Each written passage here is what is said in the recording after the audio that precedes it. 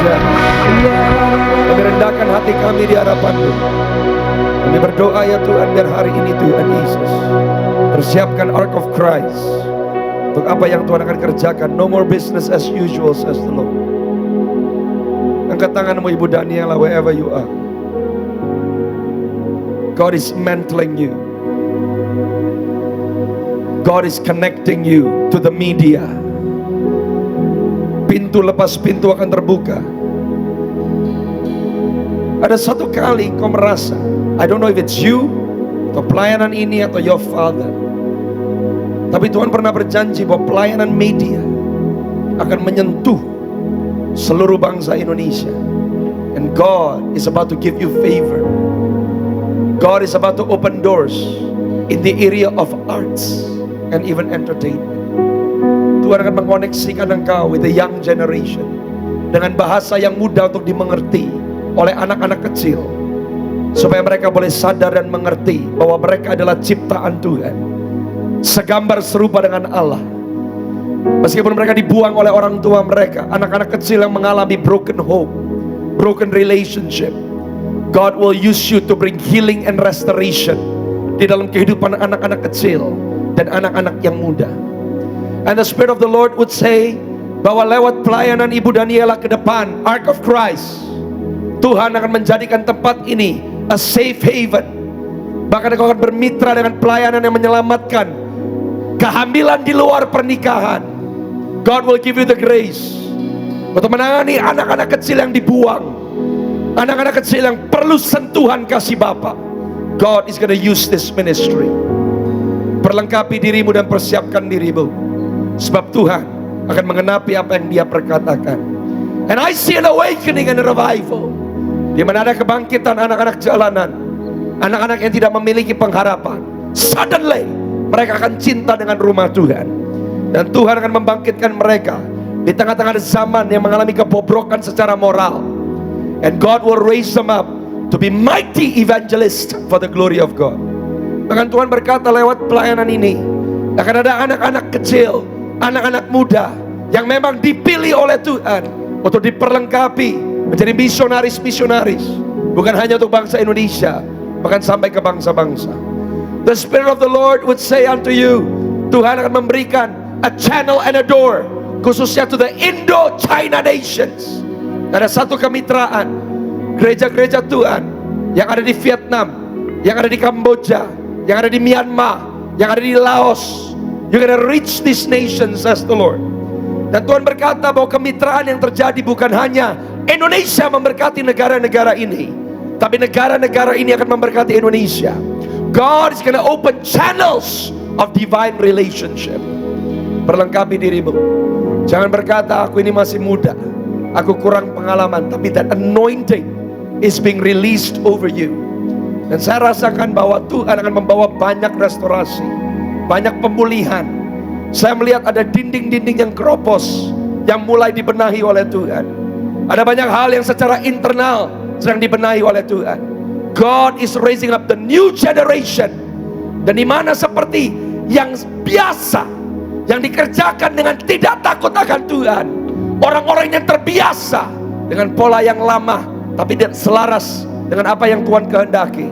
Now the righteousness of God, kebenaran dan keadilan Tuhan, pedang itu sedang masuk ke dalam gereja ini, ke dalam komunitas ini.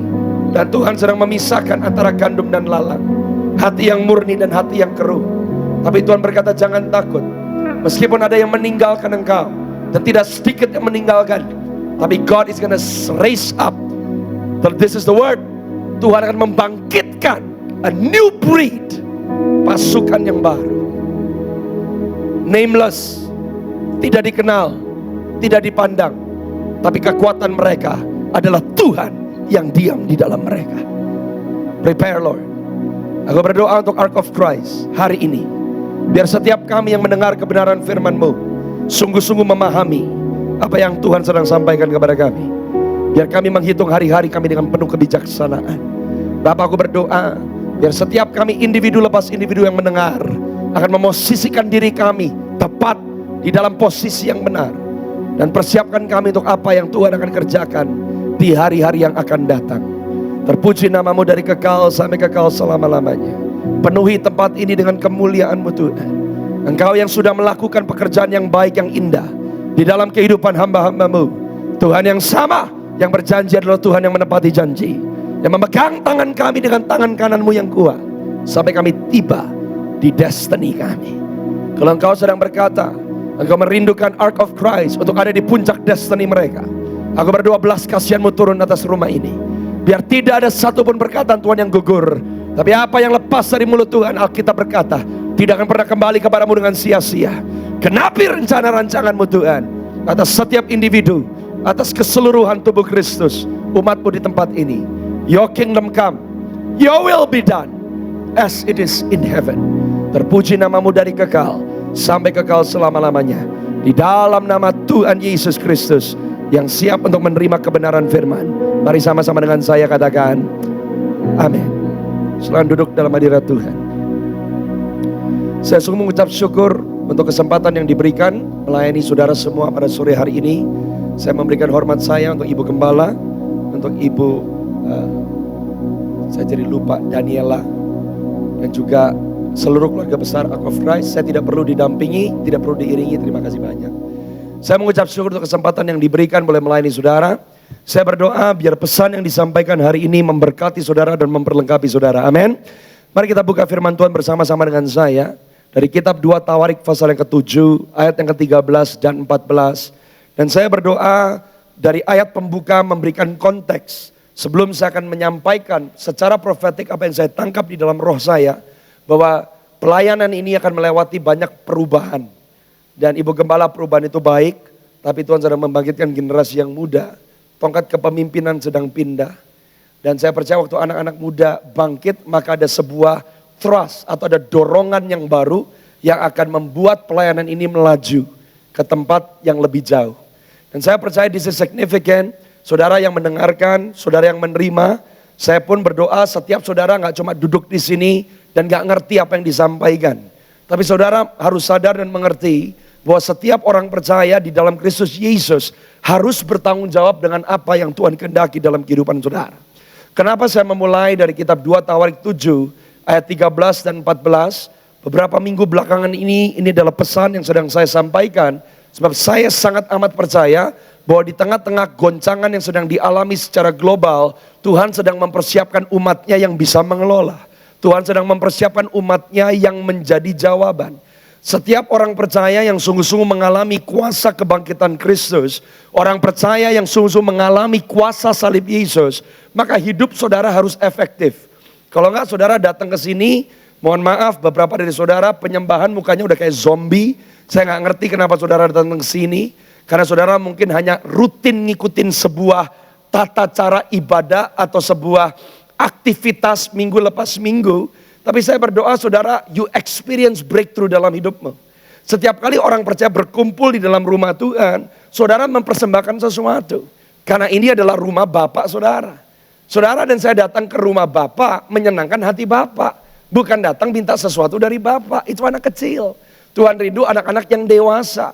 Anak-anak yang dewasa dimodelkan oleh Tuhan Yesus. Tuhan Yesus berkata bahwa aku datang bukan untuk kehendakku sendiri. Aku datang bukan untuk dilayani, tapi aku datang untuk melayani. Orang-orang yang dewasa datang mengerti peran dan fungsinya di dalam rencana besar Bapa Surgawi. Buat Indonesia, buat Bandung, buat Ark of Christ. Di mana saudara dan saya tergabung di dalam tubuh Kristus. Masing-masing kita punya tempatnya. Masing-masing kita harus efektif. Yang mengerti katakan amin. Semakin dewasa orang percaya, semakin efektif orang percaya. Dewasa bukan karena saudara sudah ada di gereja puluhan tahun. Itu namanya bangkotan. Orang dewasa bukan berarti karena saudara punya pengalaman. No, kedewasaan rohani bukan karena pengalaman. Kedewasaan rohani karena perjumpaan. Berbeda dengan dunia. Semakin orang bertumbuh dewasa manusia di dunia, mereka semakin independen. Tapi di dalam Kristus semakin orang dewasa, mereka semakin dependen. Tapi yang menjadi kekanak-kanakan bukan sifatnya. Yang menjadi kekanak-kanakan adalah postur hatinya. Punya hati seperti anak kecil yang selalu mau menempel dan berkata, tanpa Tuhan aku gak mampu. Tanpa Tuhan aku gak bisa. Tapi yang dipegang oleh tangannya berhasil loh. Berarti keluarga saudara ngalamin terobosan. Keuangan saudara ngalamin terobosan. pelayanan saudara ngalamin terobosan. Saudara nggak melakukan rutinitas pelayanan. Sebab Anda kasih makan orang, Anda pelayanan musik, itu pekerjaan pelayanannya. Apa sih pelayanan orang percaya? Orang yang tersentuh oleh karena Yesus yang tinggal di dalam saudara. Jadi ada kuasa yang menyertai orang percaya. Yang mengerti katakan amin saudara. Nah 2 Tawarik 7, lihat ayat yang ke-13. Bila mana aku menutup langit. Saudara dan saya harus sadar, setiap kali tidak ada hadirat Tuhan. Kalau tidak ada kebangunan secara rohani. Artinya apa sih kebangunan rohani? Kesadaran rohani. Kalau bangun berarti matamu melek. Sadar akan keberadaan Tuhan. Sadar akan keberadaan saudara di dalam Tuhan. Sadar akan rencana Tuhan untuk hidup saudara. Sadar akan rencana Tuhan buat bangsa saudara. Itu kebangunan rohani. Kebangunan rohani bukan hanya sebuah gedung penuh dengan jiwa-jiwa. Itu bisa terjadi. Tapi bagian dari kebangunan rohani juga keluarga-keluarga yang pernikahannya pulih. Bapak ngerti bagaimana bisa mendidik anak dengan benar. Suami yang mengasihi istri dengan benar. Istri yang mengasihi suami dengan benar. Itu kebangunan rohani. Kita perlu dua-duanya. Banyak orang dilawat Tuhan, hadir ribuan. Oh, tangan getar-getar. Luar biasa dengar firman, terinspirasi. Pulang, ngadepin setan yang sama belum menang. Ada juga orang Kristen yang merasa, gua gak butuh perkumpulan kudus. Yang penting antara saya dengan Tuhan. Gak bisa. Mengasihi Tuhan, mengasihi sesama gak bisa dipisahkan. Tanpa mengasihi Tuhan, Anda tidak bisa mengasihi sesama dengan benar. Dan orang yang mengasihi Tuhan pasti mengasihi sesama. Kalau saudara mengasihi sesama berarti Anda mengasihi Tuhan. Jadi ada orang-orang yang juga skeptik. Yang hanya me, myself, aku dan diriku sendiri. Gak butuh orang lain. Gak mau terlibat untuk orang lain. Yang penting berkatku, isi hatiku, keinginanku, kesembuhanku, kemakmuranku. Itu bukan kebangunan rohani. Kebangunan rohani jalannya bareng. Individu bangkit, secara keseluruhan bangkit. Saya tidak berkata bahwa perkumpulan gak penting. Penting. Kalau kita ngomong skala bangsa, akan ada perkumpulan-perkumpulan besar. Karena kita gak cuma ngomong komunitas kecil. Kita rindu lawatan Tuhan atas sebuah bangsa. Tapi komunitas kecil, bagaimana saudara dan saya bertanggung jawab secara pribadi. Itu pun bagian dari kebangunan rohani. Dampaknya kalau nggak ada kesadaran akan Tuhan, apa dampaknya? Kekeringan. Kalau langit ditutup nggak ada hujan, berarti ada kemarau. Kalau ada kemarau berarti gagal panen. Kalau gagal panen berarti orang kelaparan. Tuhan benci kemiskinan ekstrim. Tuhan benci kelaparan. Kenapa gereja harus penuh dengan kemuliaan Tuhan? Supaya gereja bisa jadi berkat. Gereja tidak boleh asik di dalam, tapi keluar nggak efektif. Fungsi kita berbeda-beda, but to be a blessing, jadi berkat. Bagian dari penyembahan kita di hadapan Tuhan. Alkitab berkata, kalau belalang pelahap memakan habis semua hasil bumi. Dan aku melepaskan penyakit sampar di antara umatku. Saudara harus mengerti, Tuhan gak suka ngerjain hidup orang. Tuhan gak bikin hidup orang malang. Karena dia adalah Bapa yang baik. Yang terjadi kekeringan, kelaparan. Belalang memakan habis hasil bumi. Dan penyakit sampar adalah karena upah dosa. Kenapa dia izinkan gerejanya juga ngalamin supaya ayat 14 bisa terjadi. Apa ayat 14? Ayat 14 adalah kebangunan rohani dan yang namanya pertobatan. Saudara dan saya harus sadar, respon itu penting. Tuhan tidak pernah bekerja melakukan sesuatu tanpa punya perjanjian. Kalau ada perjanjian berarti nggak satu arah. Perjanjian itu dua arah.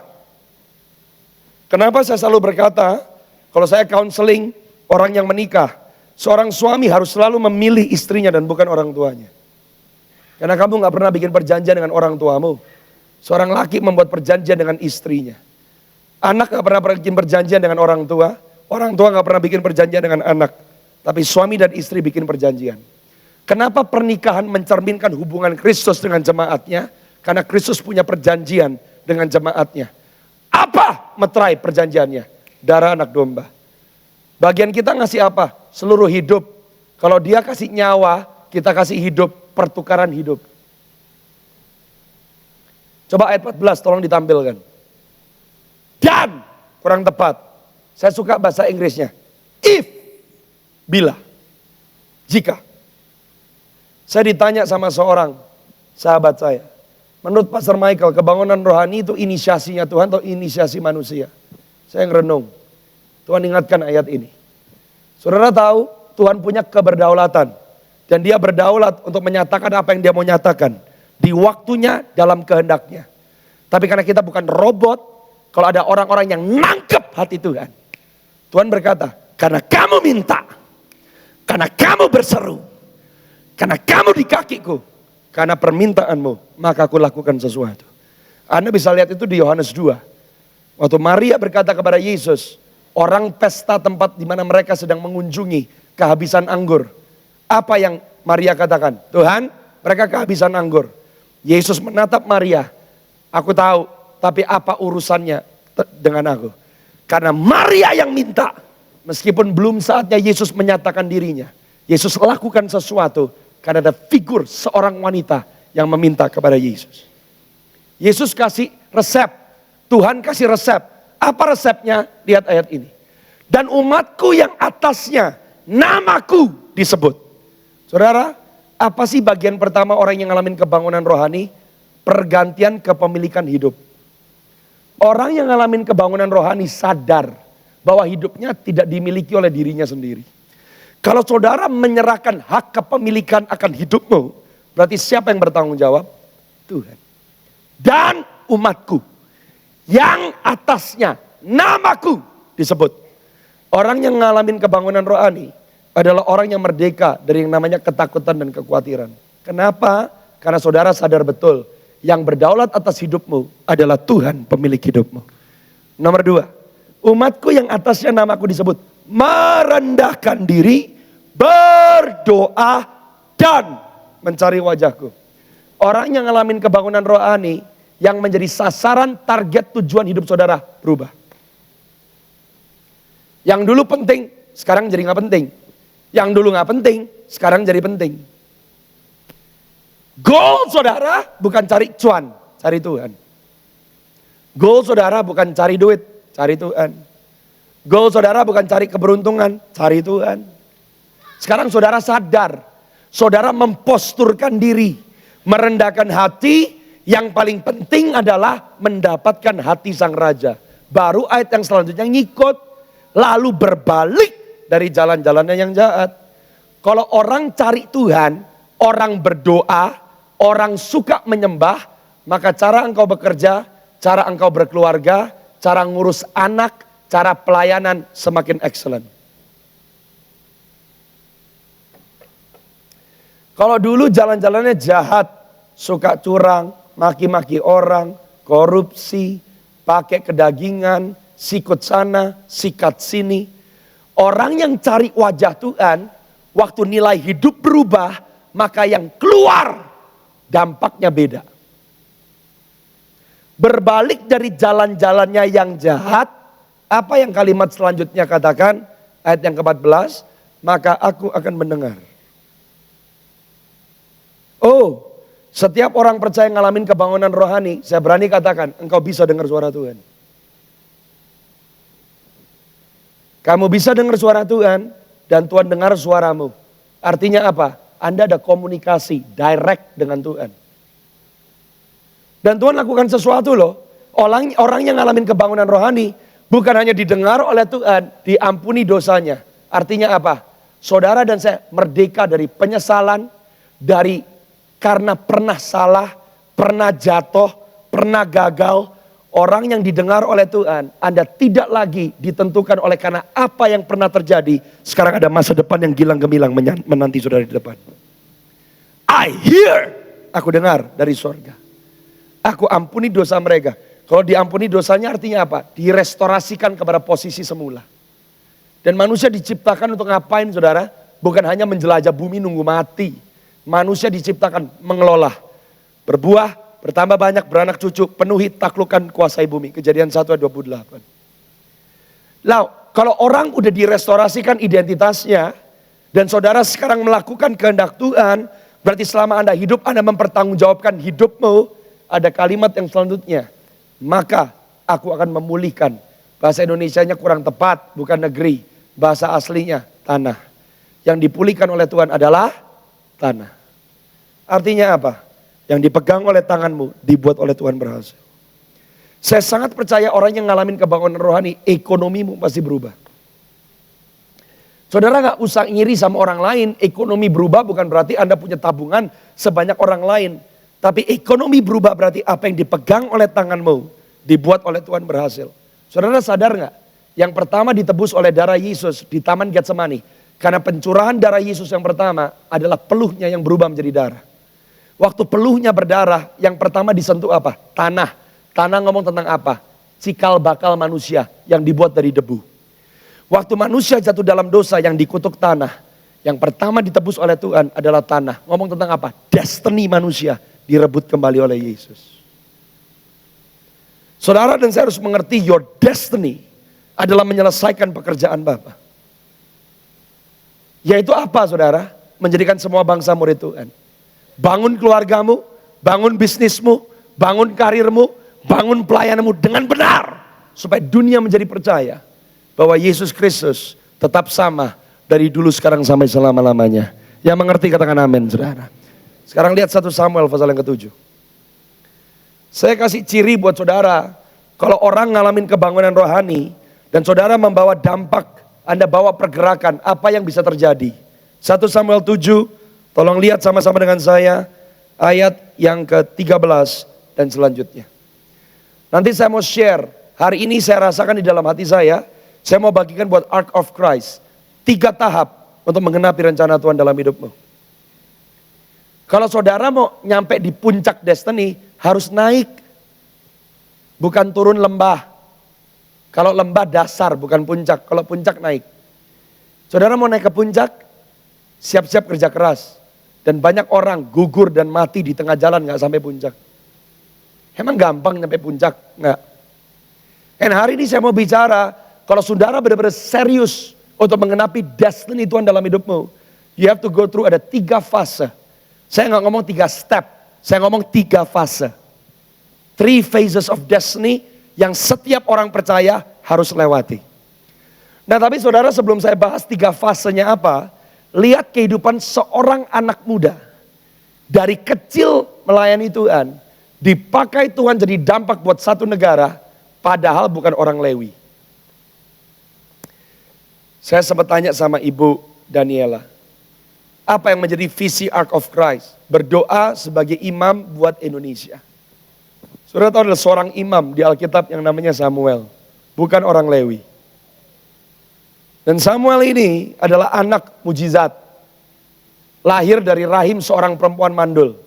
Bapaknya orang Efraim.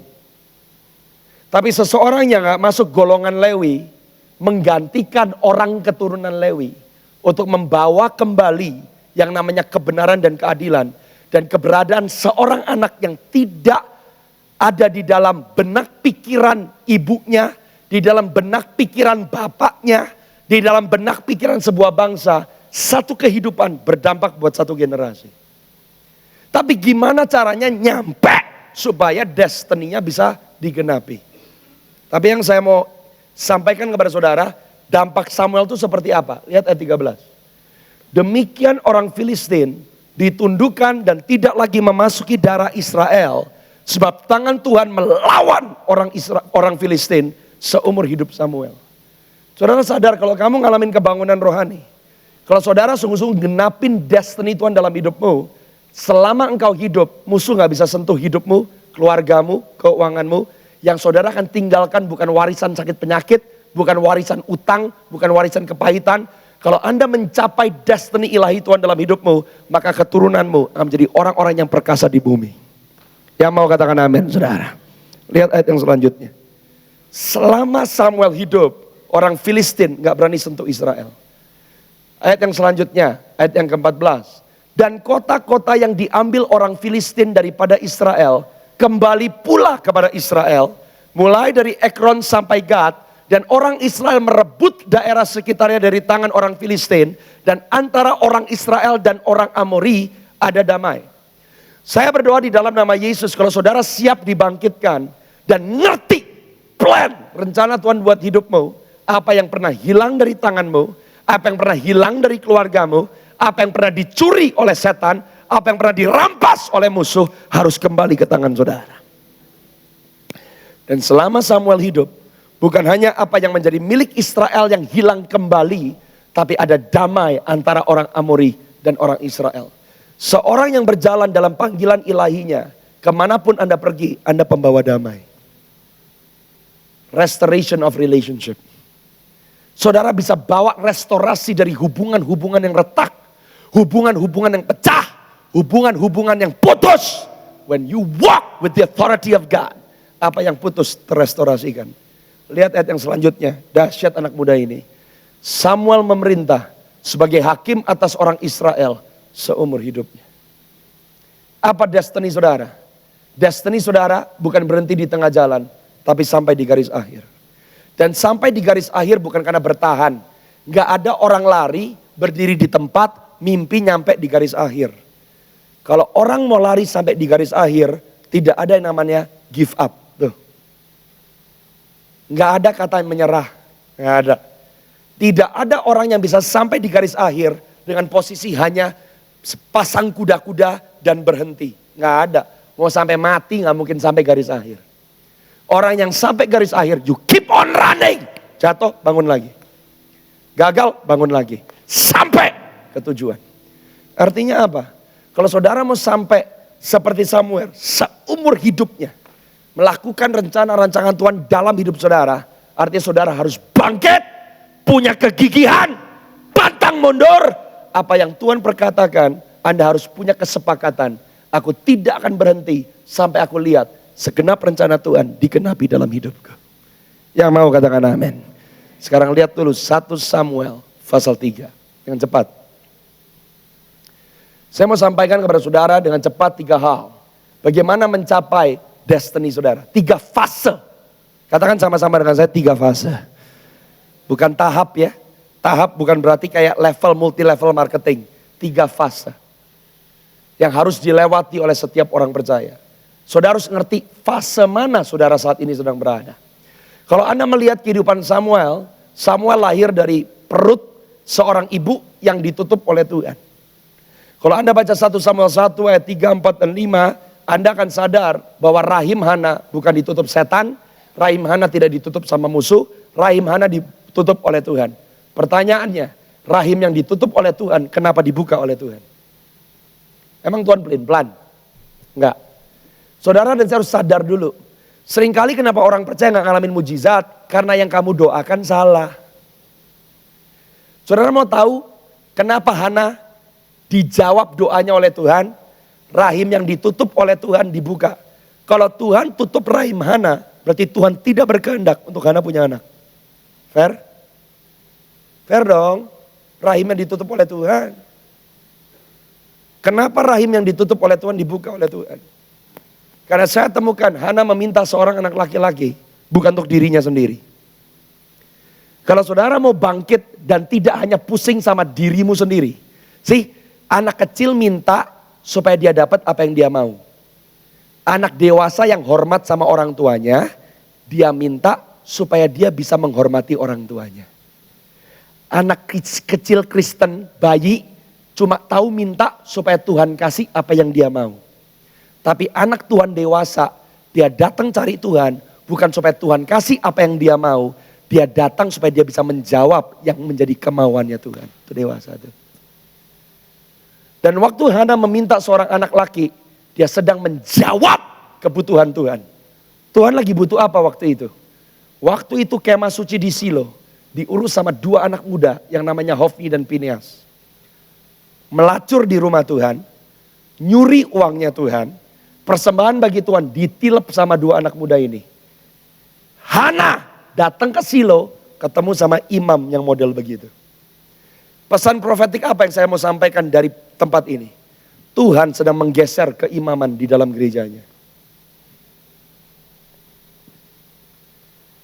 Kalau anak-anak Tuhan gak bisa dipercaya, anak-anak Tuhan main gereja-gerejaan, anak-anak Tuhan main politik dalam gereja, get ready! Hofni dan Pinehas sedang diusir oleh Tuhan. Imam Eli dihukum oleh Tuhan. Kenapa dihukum? Karena gak bisa didik anak dan bungkam mulutnya. Tuhan akan berurusan dengan pemimpin-pemimpin gereja yang membiarkan ketidakbenaran lari di dalam rumah Tuhan.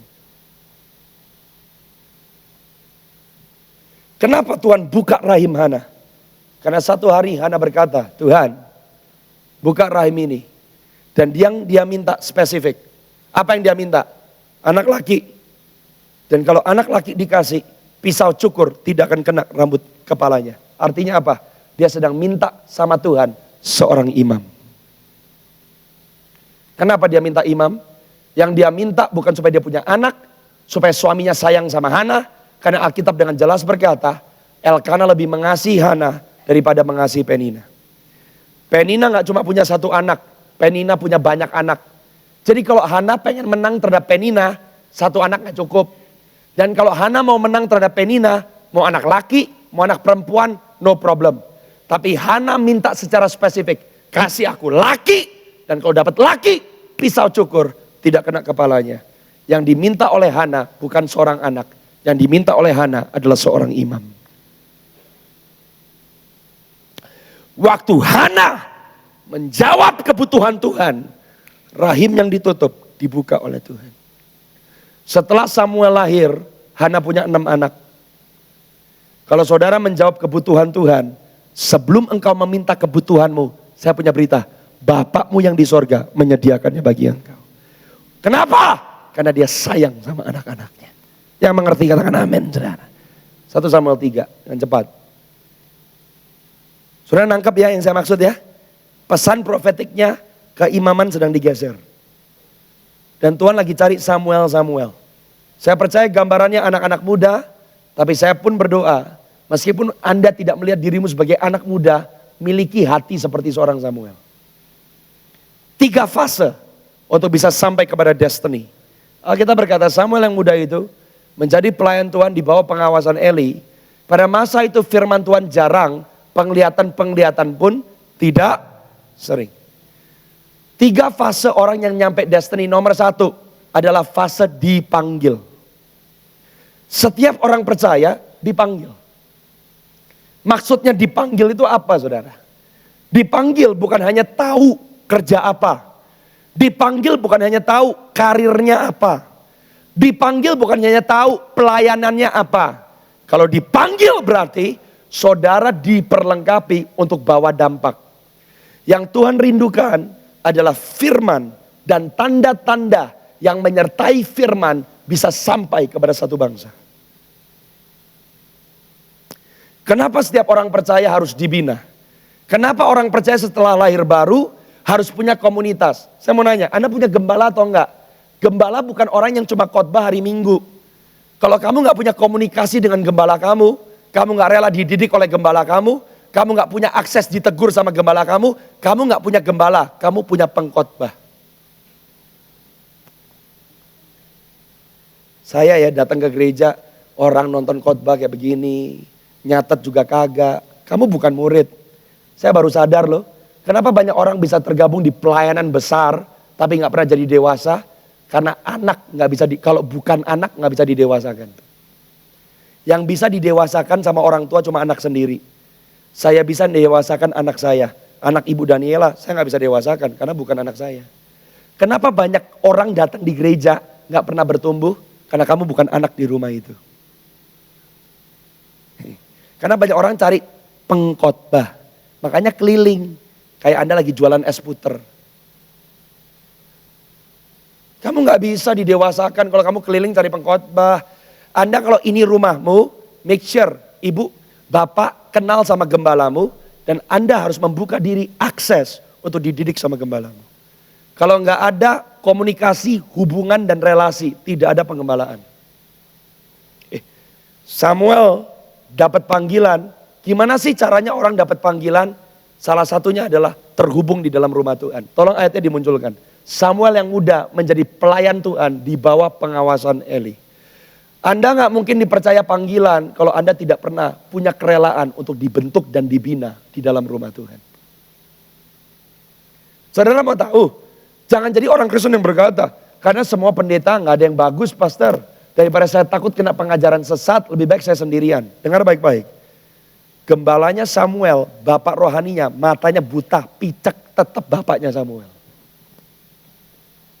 Kalau saudara mengerti, Anda berkomunitas, Anda melayani Tuhan dengan hati yang terpaut kepada Tuhan, meskipun pemimpinmu atau sesama orang percaya punya kelemahan, yang menjadi bobot, yang menjadi pusat dan sumber pertumbuhan saudara, bukan manusianya, tapi Tuhan yang bekerja di dalam manusia tersebut. Yang mengerti katakan amin. Ayat yang selanjutnya. Lihat, pada suatu hari Eli, pemimpin kayak begini. Yang matanya mulai kabur, tidak dapat melihat dengan baik, sedang berbaring di tempat tidurnya. Jadi nggak cuma matanya mulai buta, ini pemimpin udah nggak berfungsi. Karena kerjanya ngapain saudara? Tidur. Tapi saudara mau terima calling, panggilan Tuhan gak akan datang ke orang nganggur.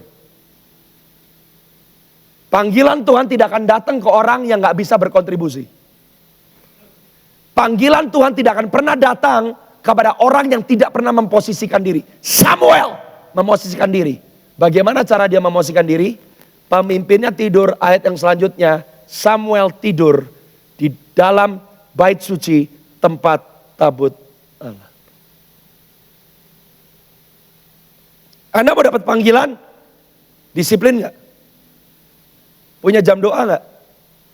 Punya waktu mempelajari firman gak? Atau cuma dengerin khotbah? Punya waktu dalam hadirat Tuhan gak? Atau cuma ikut Zoom? Atau cuma ikut YouTube? Gak bisa, YouTube gak menggantikan waktumu dekat bait suci. Samuel tidur, anak kecil, belum pernah berjumpa dengan Tuhan. Nanti Anda akan lihat di ayat yang ke-7. Tapi dia cinta dengan hadirat Tuhan. Pribadi lepas pribadi. Saya berdoa saudara, engkau harus cinta kehendak Tuhan. Cinta hadirat Tuhan. Karena panggilan hanya akan diberikan kepada orang-orang yang ada di dalam hadirat Tuhan. Yang mengerti katakan amin. Ayat yang selanjutnya. Satu kali Tuhan memanggil. Lihat, panggilan Anda akan temukan dalam hadirat Tuhan.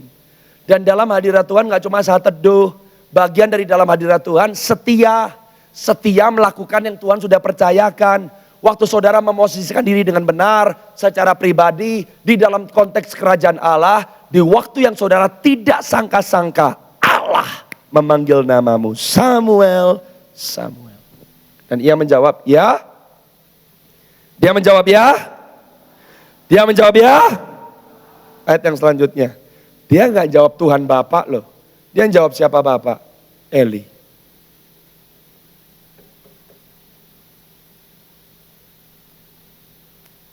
Seorang dapat panggilan. Seorang akan dapat your destiny and your calling. Kalau saudara pertama belajar jadi seorang anak.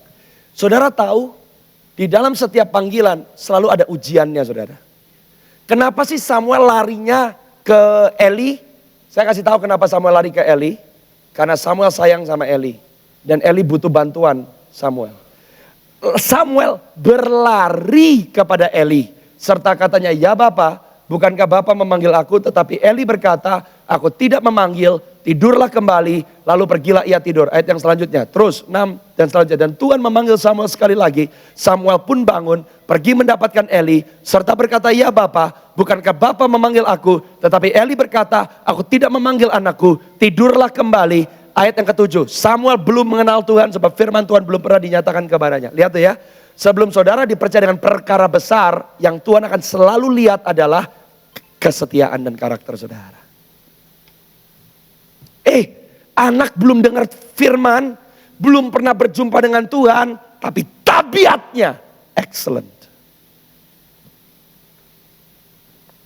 Seringkali orang gak sadar di dalam gereja lokal, di dalam keluargamu, di dalam masa-masa di mana saudara belum dipercaya dengan sebuah posisi yang besar. Saudara seorang volunteer, Anda seorang pekerja, yang dicari oleh Tuhan adalah kesetiaan hati saudara. Samuel lari ke Eli. Kenapa? Stand by. Tuhan perlu cek hati Samuel. Dan Tuhan mendapati Samuel mengasihi Eli. Meskipun Eli bukan bapak rohani yang sempurna. Hari ini saya mau berkata saudara, Ark of Christ, posisikan dirimu dengan benar di dalam tubuh Kristus. Kalau saudara simpatisan, hanya datang ibadah, tapi gak pernah pelayanan, gak pernah mengambil bagian di dalam rumah Tuhan. Kamu bukan anak, kamu tamu. Sekali lagi, tamu tidak bisa didewasakan. Posisikan dirimu sebagai anak. Di mana? Di rumah bapakmu.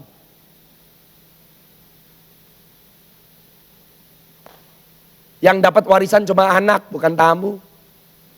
Ayat selanjutnya. Dan Alkitab berkata, Tuhan memanggil sekali lagi untuk ketiga kalinya, lalu bangunlah, pergi mendapatkan Eli, serta berkata, ya Bapa, bukankah Bapa memanggil aku? Lalu mengertilah Eli bahwa Tuhanlah yang memanggil anak itu. Prophetically, banyak imam-imam yang sudah tidak peka dengan suara Tuhan. Tahu gak sih ini menunjukkan apa? Eli pernah dengar suara Tuhan, tapi Eli sudah tidak mendengar suara Tuhan. Tuhan sedang mengganti keimaman di dalam gerejanya, karena dia memerlukan orang-orang yang telinganya masih terbuka dengan suara Tuhan. Jangan sampai pelayanan jalan, tapi telinga budak.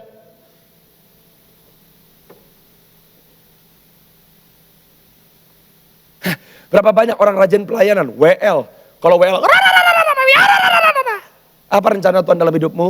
Masih berdoa. Ya.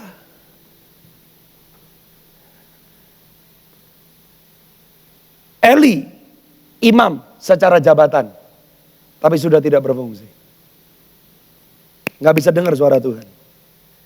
Eli ingat, yang manggil lo pasti Tuhan, karena gue pernah dipanggil. Ayat yang selanjutnya, ayat yang ke-9.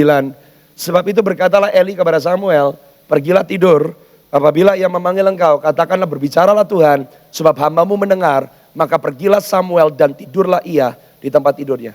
Setidak sempurnanya atau selemah-lemahnya pemimpinmu, Tuhan tetap pakai pemimpinmu untuk melepaskan berkat atas hidupmu.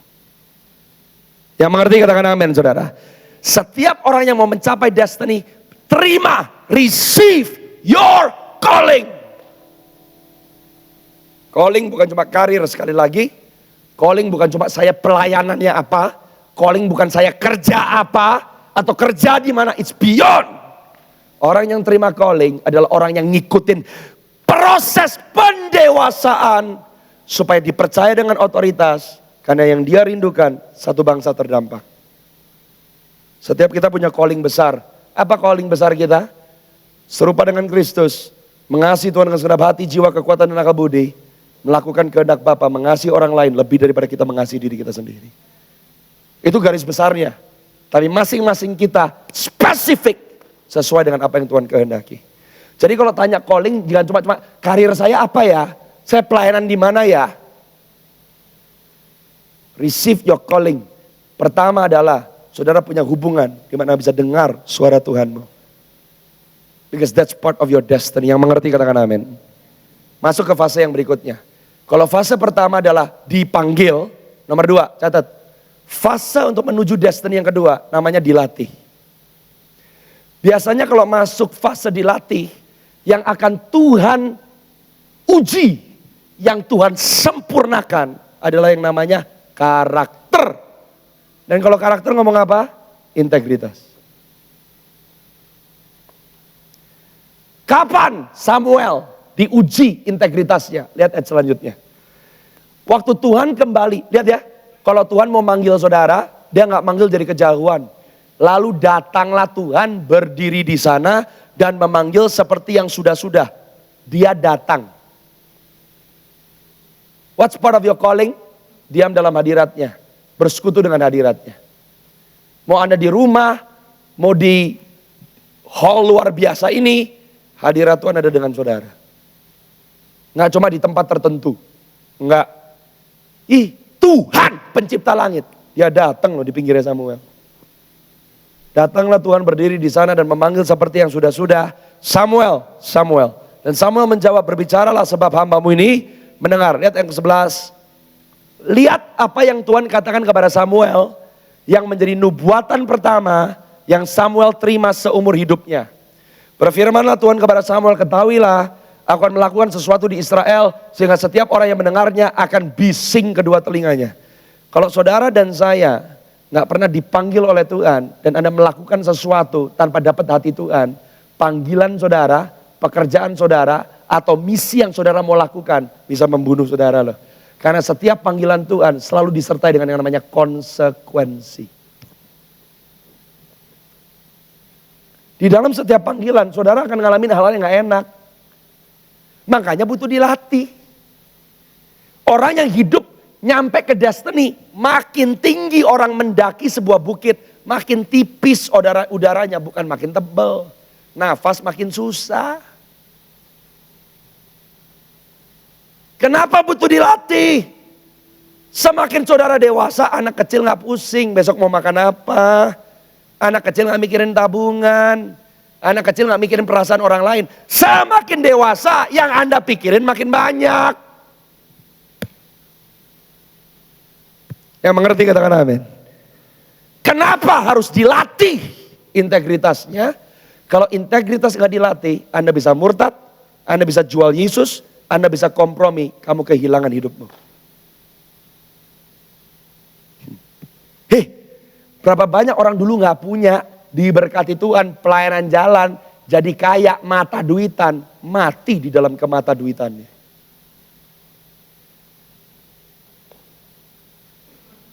Berapa banyak orang dulu gak terkenal, gak populer, pelayanan membludak, terkenal. Karena keterkenalannya, curi kemuliaan Tuhan, mati. Kenapa butuh dilatih? Lihat baik-baik. Ayat yang selanjutnya, kita berkata pada waktu itu aku akan menepati kepada Eli segala yang telah kufirmankan tentang keluarganya dari mula sampai akhir. Ternyata pesan pertama yang Tuhan sampaikan kepada Samuel adalah tentang Eli. Pesannya gak enak. Apa pesannya? Ayat yang selanjutnya. Kita berkata, sebab telah kuberitahukan kepadanya bahwa aku akan menghukum keluarganya untuk selamanya karena dosa yang telah diketahuinya. Yakni bahwa anak-anaknya telah menghujat Allah, tetapi ia tidak memarahi mereka. Gak becus jadi orang tua, ada hukumannya. Jadi jangan berpikir, gue kan bukan pendeta. Jadi kalau gue bukan pendeta, ya ekspektasi Tuhan gak sebesar ekspektasi sama pendeta.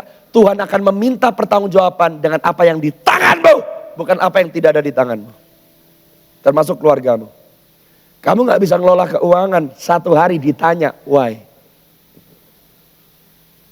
Serem loh, karena gak bisa marahin anak. Ayat yang selanjutnya. Dan tidak ada turning back. Gak ada way out buat Eli. Sebab itu aku telah bersumpah kepada keluarga Eli. Bahwa dosa keluarga Eli takkan dihapuskan. Mau dikasih korban sembelian, korban sajian. Gak bisa selamanya.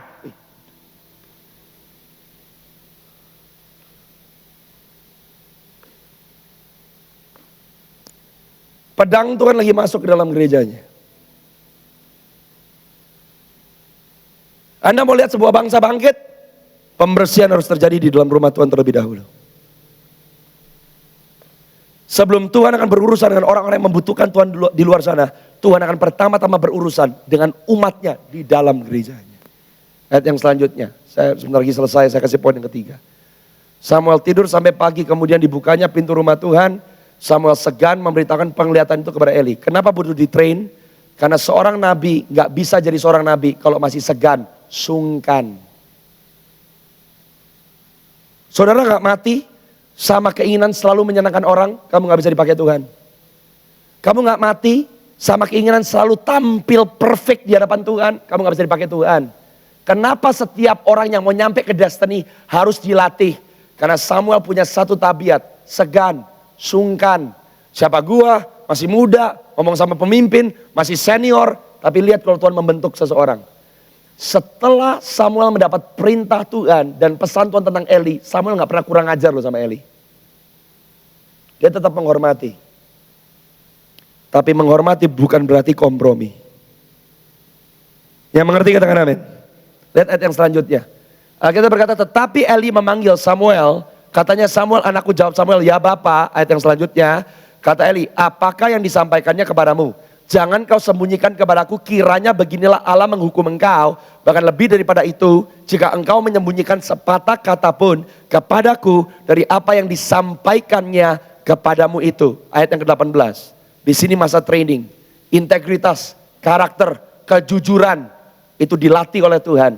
Lalu Samuel memberitahukan semuanya itu kepadanya dengan tidak menyembunyikan sesuatu pun. Kemudian Eli berkata, dia Tuhan, biarlah diperbuatnya apa yang dipandangnya baik. Waktu saudara dan saya ada di dalam fase lagi dilatih, jangan sampai kita gagal karena kita kepahitan dan kecewa. Samuel ini hebat, dia tetap cinta orangnya meskipun dia benci dosanya. Dia nggak sembunyiin satu kata pun dari Eli. Dia jujur belak-belakan ngomong penghakiman Tuhan. Bahwa tidak ada korban yang bisa ngapus dan menggagalkan, membatalkan hukuman Tuhan atas keluargamu. Pedas. Dia nggak tahan. Tapi Samuel nggak berontak sama Eli. Setiap orang yang mau nyampe ke destiny, karakter akan diproses. Banyak orang kandas destiny-nya karena kamu keburu kecewa sama orang, skeptik sama orang, benci sama orang, kepahitan sama orang, kamu gak pernah nyampe di atas puncak bukit.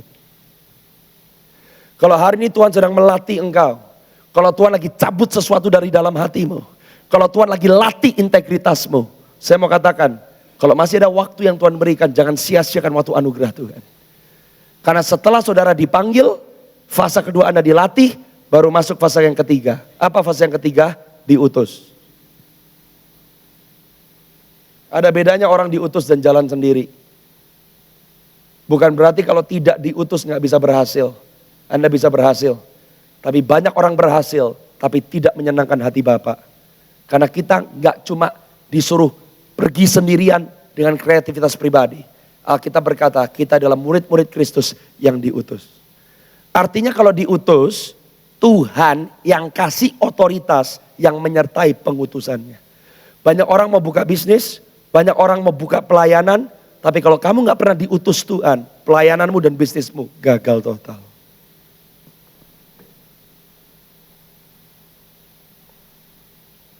Katakan sama-sama dengan saya, aku mau diutus. Kalau Anda diutus, yang bertanggung jawab atas hidupmu yang mengutus. Kalau saudara nggak pernah diutus, melakukan sendiri, saudara tanggung jawab sendiri. Makanya saya lagi suka ngomong, iman sama nekat beda. Iman bukan nekat, tidak ada iman tanpa firman. Nggak ada orang Kristen, gue mau bikin bisnis, mau lakukan yang penting Tuhan, karena aku anak Tuhan, Tuhan harus berkati. Tuhan tidak terobligasi untuk memberkati apa yang dia tidak pernah perintahkan. Tapi dia sangat terobligasi untuk memberkati apa yang dia perintahkan. Iman sama nekat beda. Tidak ada iman kalau nggak ada firman duluan. Belum kelihatan. Tetap harus melangkah dengan iman. Tapi kalau nyampe keberhasilan saudara bukan karena perbuatan saudara. Karena dia yang sudah berfirman, dia menepati firman. Amin. Engkau diutus. Samuel gak pernah rebut keimaman. Kudeta. Orang picak buta. Gak nyenengin hati Tuhan. Minggir. Kayak gitu. Samuel diutus oleh Tuhan. Hari ini saya mau nanya. Apakah engkau sedang hidup diutus. Atau lagi hidup jalan sendiri. Kalau engkau hidup jalan sendiri. Pasti kamu ngap-ngapan. Kalau hidup jalan sendiri, frustrasi kamu. Orang yang diutus oleh Tuhan tetap ngadepin masalah, tetap ngadepin tantangan. Tapi karena saudara punya perjanjian dengan yang mengutus, sikap hati saudara gak mungkin ngap-ngapan.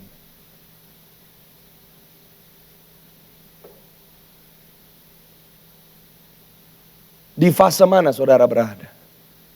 Saya tutup dengan 3 ayat terakhir, tolong dibuka. Ayat yang selanjutnya. Kita berkata, Samuel makin, bukan badannya, kapasitas rohnya. Ciri khas orang yang makin besar di hadapan Tuhan, apa sih? Tuhan menyertai dia. Orang yang makin besar di hadapan Tuhan adalah orang yang tidak bisa melakukan apapun tanpa kehadiran Tuhan dalam hidupnya. Dampaknya apa? Tidak ada satupun dari firman-Nya yang dibiarkan.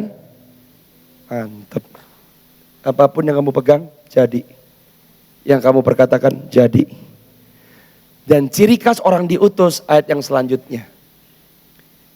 Maka taulah seluruh Israel, dari Dan sampai Beersheba, bahwa kepada Samuel telah dipercayakan jabatan. Kalau kamu diutus, gak perlu promosi, gak perlu singkirin orang, gak perlu rebutan, gak perlu pamer, Yang diutus oleh Tuhan, diangkat oleh Tuhan. Dan yang diangkat oleh Tuhan, tidak ada satu orang pun yang bisa menjatuhkan hidup saudara. Orang yang diutus oleh Tuhan, yang dipilih oleh Tuhan, 1000 bisa melawan saudara, tapi satu perkataan Tuhan menaklukkan semua musuh saudara. Yang mau katakan amin. Katakan dipanggil. Dengan keras, dipanggil. Dilatih. Dan diutus. Baru saudara sampai ke puncak destiny saudara. Amin. Kalau Tuhan lagi cari Samuel, orang-orang yang bisa dipercaya, biarlah saudara dan saya menggenapi rencana Tuhan dalam hidupmu. Engkau diberkati supaya engkau memberkati. Engkau ditolong supaya engkau bisa menolong. Engkau dipulihkan supaya engkau bisa memulihkan orang lain. Kiranya Tuhan memberkati saudara. Bangkit berdiri semua dalam hadirat Tuhan. Thank you Lord Jesus. Angkat tanganmu tinggi-tinggi. Saya kasih waktu buat saudara. You talk to God. Saudara lagi di fase mana? Sudahkah engkau terima panggilanmu? Apa kau sedang dilatih oleh Tuhan?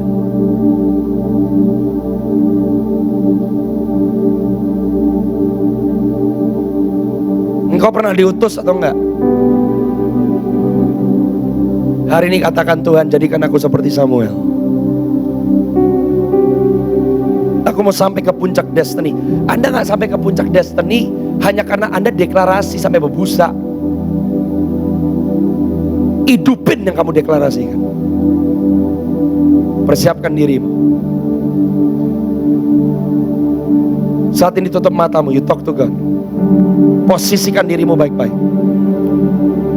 Posisikan dirimu dengan benar.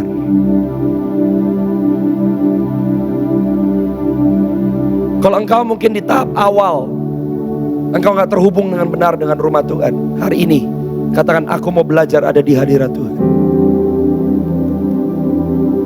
Aku mau dibimbing, dididik, dimuridkan, dibesarkan. Aku mau ditrain, dilatih. Supaya aku menjadi anak panah di tangan seorang pahlawan yang melesat jauh. Dan jadi berkat bahkan sampai bangsa-bangsa. Angkat tanganmu tinggi-tinggi. Bapak, aku berdoa untuk setiap tangan yang terangkat saat ini juga. Aku berkatakan di dalam nama Yesus. Setiap hamba-hambamu yang hadir di tempat ini on-site maupun online.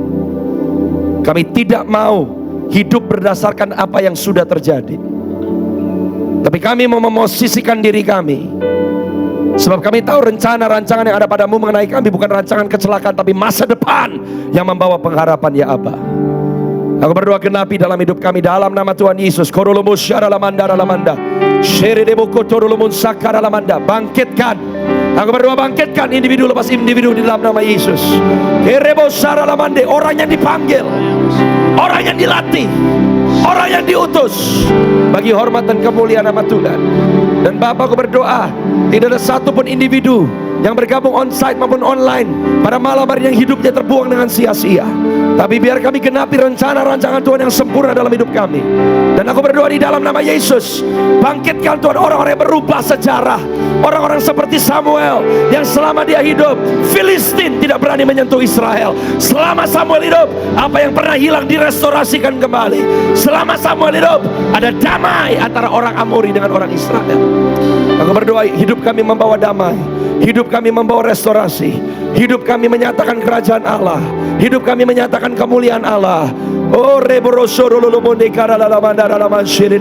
persembahkan hidupmu saat ini saudara.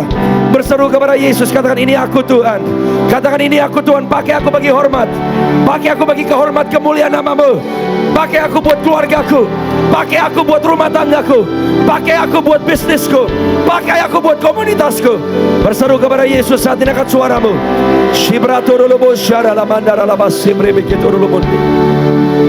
Jesus,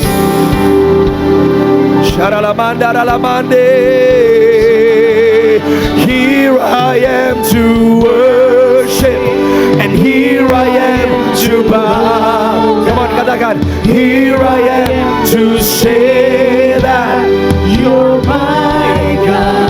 Katakan kepada Yesus, you're altogether lovely, altogether wonderful.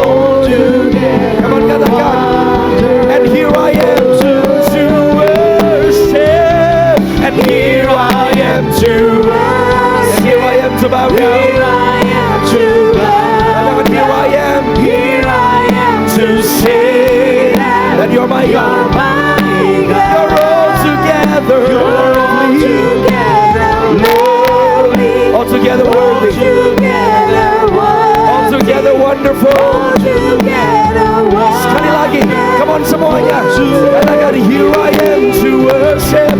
Here I am to worship. Here I am to bow Here down. I am to bow And here I am to say that you're my Here God. I am to say that Shake you're my God. You're all together. Together, And all together. together, All together. together, Amarasende. Come on. Katakan, I'll never know. I'll never know How much it costs how much it to see my sin upon that cross. to see my sin Thank you for your cross. upon Terima kasih untuk pengorbananmu. Katakan, Oh, I'll never know how much how much it costs to see my sin Sekali lagi, upon that dengan syukur, I'll never know. I'll never know how much it To see my sins to see my sin upon that cross. So here I am. So here I am to worship. Here I am. Here I am to bow down. And here I am Here I am to say that you're my God. You're all together. You're all together worthy. You're all together wonderful, Jesus.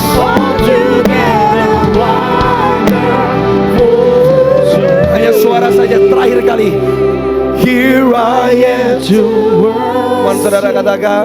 Here I am to bow. Katakan, here I am to say Here I am to say that you're my God. you're my God. And you're all together. You're all together lovely, All together worthy. all together worthy, all together wonderful to me. Terima kasih Tuhan. Kami mau posisikan diri kami. Hari ini aku berdoa, Roh Kudus yang menolong kami. Waktu kami berketetapan hati, Roh Kudus Engkau hadir sebagai penolong yang setia. Tidak ada satupun yang pulang dengan hati yang frustrasi malam hari ini, sebab Engkau belum selesai bekerja. Berikan kepada kami hati yang bijaksana, pengurapan Tuhan yang turun, yang memampukan setiap kami. Bukan dengan kuat dan gagah kami tahu semata-mata karena Roh-Mu yang bekerja di dalam kami. Berkati Ark of Christ, genapi rencana-Mu atas wadah ini, untuk masa yang seperti ini. Kerajaan-Mu datang, kehendak-Mu jadi, seperti di dalam surga. Terima kasih Tuhan Yesus. Engkau belum berhenti bekerja, Engkau sedang terus bekerja. Untuk apa yang Tuhan sudah, sedang dan akan terus kerjakan dalam hidup kami, kami katakan terima kasih Tuhan. Sekali lagi angkat tanganmu, katakan terima kasih Tuhan. One last time, here I am. Here I am To worship, here I am to bow down, here I